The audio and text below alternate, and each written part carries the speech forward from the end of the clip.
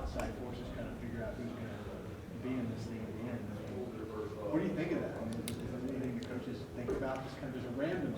How do you know which mailbox is connected and which might? Well, I think they have criteria that they use, and I think it is a fluid situation, though. I mean, I think strength of schedule, matters. I think the strength of the Big Ten this year as it played out helped us, and you're out of conference games.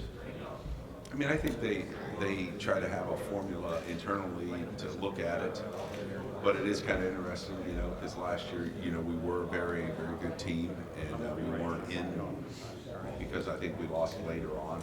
We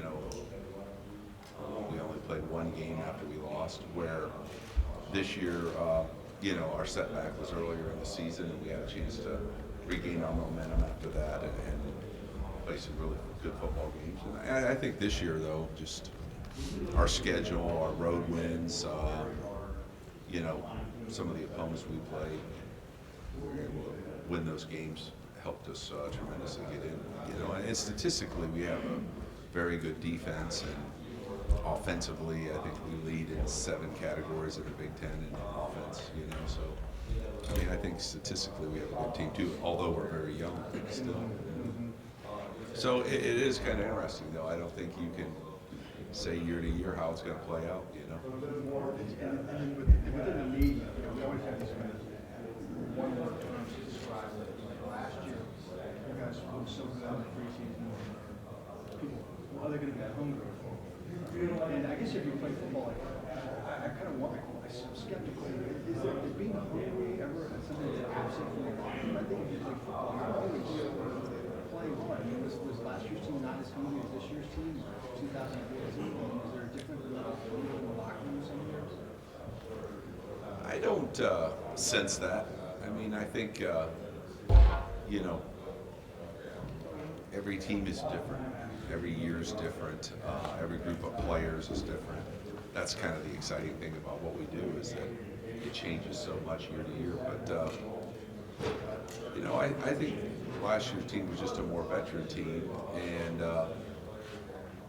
they had been through a lot of experiences, but I don't think that was a negative. I don't think we weren't a hungry team. I mean, I think we played really hard, and I just think that, we had one day that wasn't a good day. There's a lot of factors that played into that, but, that was our setback.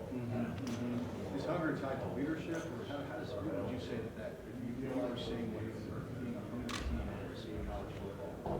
Where does that come from? I think it's just a desire to achieve more, to achieve new things, more things, to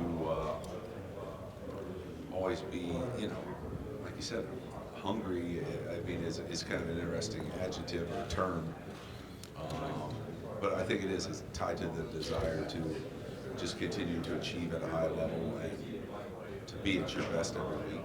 And I think last year's team was hungry. I think this year's team is very hungry. Difference is just some of these kids have never experienced some of this stuff.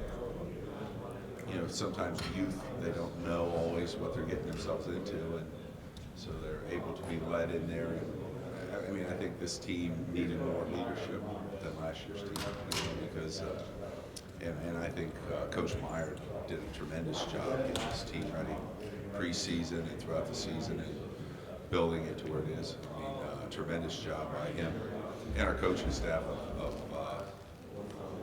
putting us in a position where Where are you most when you guys start preseason?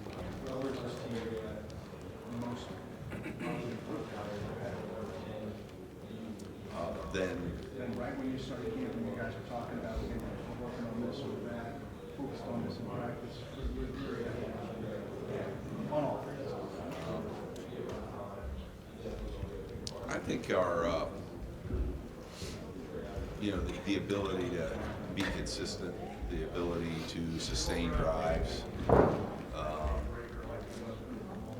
I think we did a nice job throughout the year on third downs. I think we did a nice job in our turnover. I think maybe that's one of the areas when you look our turnover margin. I know we led the Big Ten in turnover margin. I think, and so I think that was an area of concern with the young football team is would you take care of the football? And I think that's we've showed over the course of time we did a great job with that. Yeah, thank you. Hi, Bruce. Good. JT was just asked about some music. Well, they got some dudes, that's for sure. Your calling some kind of defense. 8 sacks by Michigan. Defense you're facing all 46. Yeah, I mean, the first thing when you watch Clemson's defense, a very athletic, very impressive defensive line with a high, large number of players that rotate through the D-line. Very fast football team, very multiple in what they do, very well coached. But they play with an aggressive mentality. They come after you. They mix up their defenses. They apply pressure. They can play man coverage, zone coverage. So, they're very multiple, maybe as multiple defenses we've faced in terms of what they try to do. So it'll be interesting to see in the time that they've had to prepare what's new or what they've called upon that they've done to use against us. So I think, a lot of what happens in these games is, how you adjust as the game starts. As far as their personnel, excellent personnel, and that's why they're back-to-back in the college football playoff.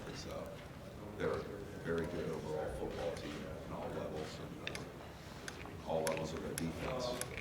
But that defensive line is very impressive. As you look at you got yourself to know grade yourself, Michigan State, Michigan State, you got to credit the other guy as you look at your protection. Yeah, that's something that we got to make sure we do a good job of is solidify some of those leaks, some of those things that happen, help where we need to help, and allow JT to go through his progression, but also give him opportunities to get the ball out quickly as well. So, we just have to be a little more efficient there, a lot more efficient, and do a better job of giving him a chance. We do have good skilled players, and JT's an excellent quarterback, so giving him that opportunity. So that's been one of our main focuses in this time we've had over there.